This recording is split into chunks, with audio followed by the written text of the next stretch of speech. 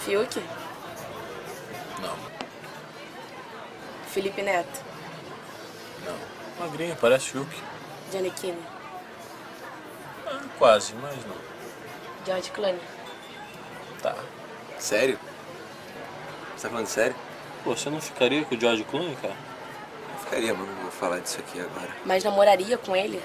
Não, o George Clooney não namora, ele tem casos. Não. Ele tem uma namorada italiana. É um caso dele. Não, ele já... Rapaz, tô falando, o caso dele é essa mulher italiana. É só um caso, Gente, vou pegar um chopp de banana. Aí, tá vendo? Espantou a garota. Dá pra pegar mesmo? Como que não dá? Pô, tem namorado aí.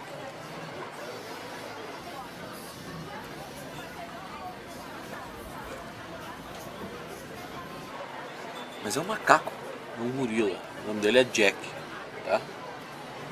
Cara, tanto faz, sendo um gorila ou um macaco, zoofilia é crime. E se a garota fosse uma gorila? Aí tudo bem. Ah, então quer dizer que o problema não é ele ter uma namorada. O problema é ela ser de outra raça. Não, de novo, não tem nada a ver com racismo, cara. Não, quem que fica chamando ele de macaco aqui? Mas ele é um macaco. Ele é um gorila. O que você tá falando aí? Falando do Tony Ramos. O que tem ele? O Flávio falou que ficaria com ele.